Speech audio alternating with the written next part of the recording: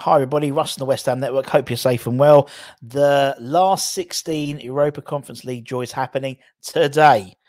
Midday UK time. We'll be on live before then, giving you all the information, the runners and riders. But you might not be around for the draw. You might be working.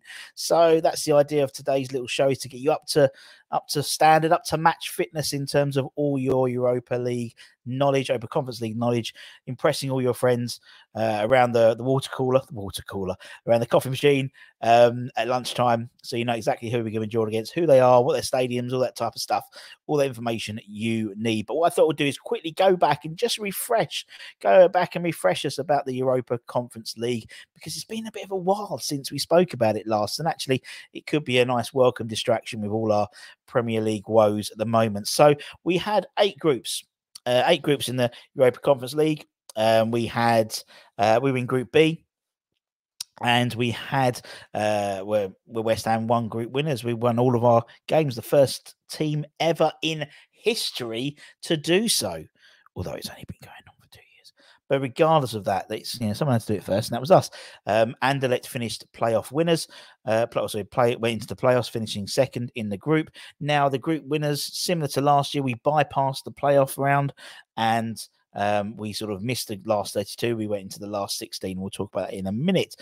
In terms of those who entered into the playoffs, they were met in terms of their opponents were the Europa League third place teams.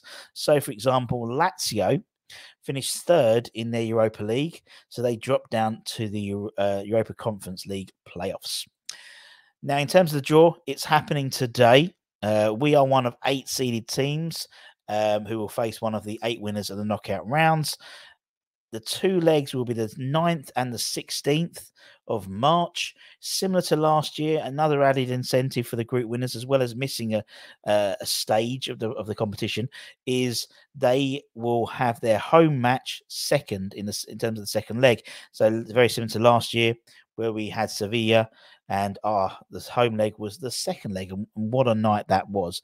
So in terms of the playoff contenders, they were on the right-hand side of that line.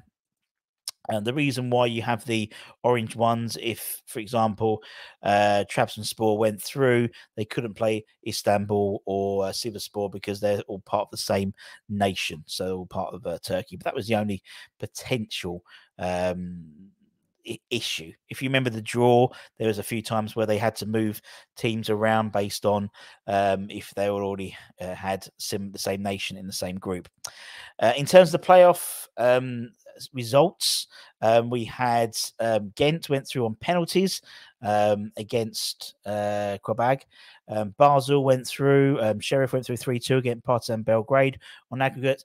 Our fellow Group B'ers Anderlecht went through on penalties as well against the Ludogorets. Fiorentina won 7-2 on aggregate against Braga. LECH POZNAN 1-0 against Bodo Glimt. AEK beat Dnipro 1-0, and Lazio beat FCR Cluj 1-0 on aggregates as well. So that is the draw.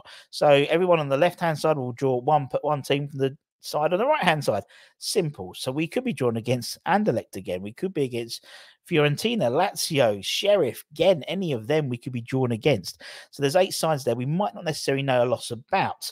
So as always, we're putting together a little fat file, a little pack, so you guys know exactly who these people are, so you know all the latest information, what stadiums they play, some of their top players, what they've won in their history, all that type of stuff. So hope you enjoy it.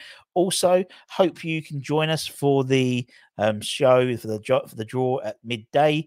As I said, Anton will be on probably from about 11:30 onwards to get your views, and then afterwards we'll do the lunchtime live show as per usual. So hope you enjoy it, and come on, you Irons!